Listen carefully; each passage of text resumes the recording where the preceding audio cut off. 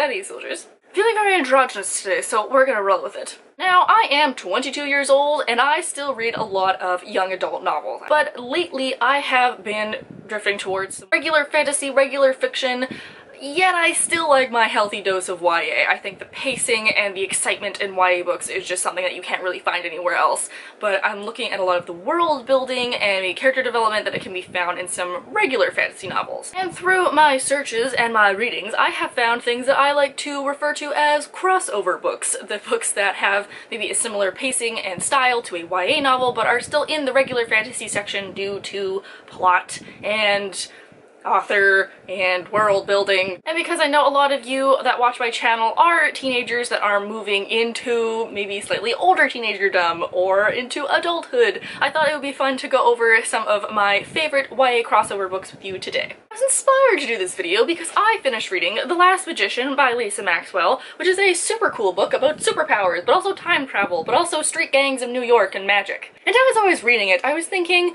you know, this is a YA book, all things considered, because the pacing is very fast and there's really high stakes, but the way that it was written was so sophisticated, and the main characters made decisions that were not blindly for love and all that kind of jazz that YA heroes are typical for making. Had really deep thoughts and were so well developed, and I really liked the characterization of especially a lot of the side characters in this, so I thought this would be a great book for people that are looking for something a little bit more sophisticated or having an older, more mature voice. Not to mention the cover's friggin' gorgeous. It's two snake Ouroboroses. Another one of my favorite fantasy novels happens to be a YA crossover, and that is Queen of the Tearling by Erica Johansson, which is a fantasy book, but also a sci-fi book, but also a book that has space-time continuum in it. It's just dope. The main character is 19 at the time, and she is ascending the throne of this place called the Tearling, which is this other continent on Earth that we found that has magic, and now she is gather up an army to fight the evil queen that is across the continent. Then we get some space-time continuum stuff of like the future past and all this X-Men kind of jazz, and it's really cool, but I love it because it is so intense and the pacing's great, and the main character does kind of make silly decisions sometimes because she's still quite young and doesn't really know what she's doing, but at the same time she's also ascending to be queen and she's been trained to be a queen, so she has those more adult feelings and views on the world while also still having kind of the teenager-y impulses. Next up are two books by the same author because I just couldn't decide which one was better, so well, let's just include two, and that is Neil Gaiman for his books Neverwhere and Stardust. If you're looking for a YA crossover book or a book that's like a little bit easier to read,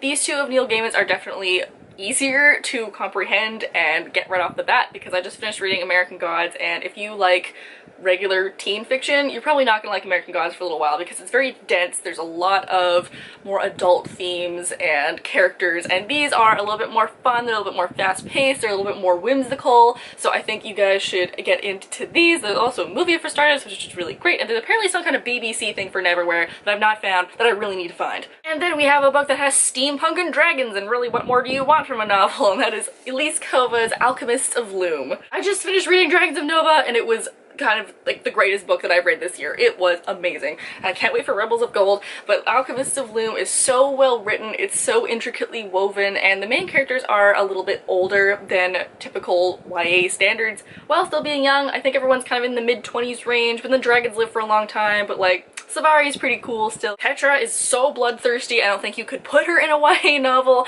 and there is a lot of smaller intricacies with government and war that I think YA audiences wouldn't quite get, but the slightly older YA audiences and adults pick up on, and I think that's what makes this book so fantastic because there's just so many things that are being woven together. But then what if I want something more whimsical, you ask me? Well, I got you covered because I also want to recommend The Night Circus by Erin Morgenstern. This is about a magic circus and all of the people that live within the magic circus, and they're under a curse, and then all the other people that follow the circus around trying to find it. It's whimsical and magical.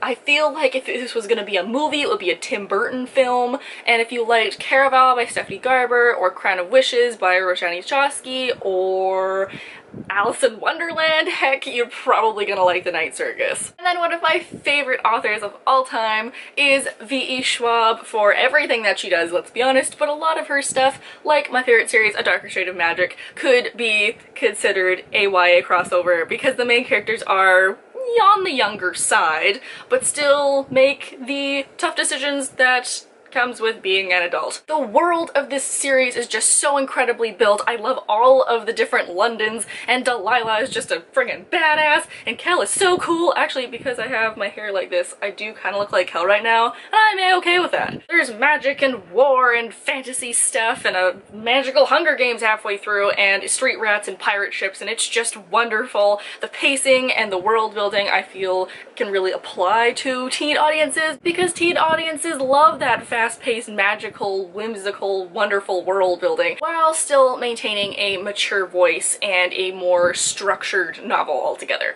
And lastly, a book that I finished a little while ago that is definitely worth the hype for me was Patrick Rothfuss's The Name of the Wind, which I feel is a book that a lot of people can learn a lot of stuff from, especially writers, but also readers that are looking for a book that you can just sink your teeth into. You can delve so deep into the world you don't know how to resurface again. This is the novel for you. This is a story of a story of a story, because it's this main character who's become this big legendary person, and now he's kind of retired, but now he's telling his story about how he became this big legend to a chronicler who's writing it down. So you get the interludes of like when someone knocks on the door, or like when the chronicler needs a break, but then you also get the story of how he grew into this legend, and the majority of this time he's a child moving into adolescence and teenagerdom. So I feel like it's where like the crossover comes into play, because you see him as a kid, but then you see him as a teenager, but then you also see him as an adult. And the way that Patrick Rothfuss weaves his backstory together is pure brilliance, and I think that this is just, everyone should read this book. It's great. And because I don't want this video to be 1,000 minutes long, I'm just gonna do a real quick, like, honorable mentions go to The Invisible Library by Gwendoline Cogman, The Bone Season by Samantha Shannon, and The Birth House by Amy McKay. So if you're interested in any of those, you can check those out too. Please leave down below if you have your own adult YA crossover books to recommend, because I'm always looking for more. I just find that I like the excitement that a YA novel gives me, but I really like the sophistication and the world of slightly older books now. But, you know, like, I'm getting older, like, I get it, but then also I'm just like, I'm not abandoning my YA roots. Nah, they're staying with me forever. Like, do you see all of this? Where is an adult book in these shelves? You can't even see one. Also now, because of his hair, like, kind of debating to be Kvothe or Kel for Halloween, because I have a long coat that I could use for it. Like, yeah, might just be a gender swap book character this year. Okay, it is so freaking hot in here. I'm sweating in a bunch of places that I don't want to sweat from, so I'm just gonna wrap this up real quick. You don't want to click to like the video, you don't want to click to subscribe. Thank you for all that have been doing it so far. It's been wonderful to grow the army of soldiers. Hope you guys are having a nice day wherever you are, and I will see you all next week. Bye!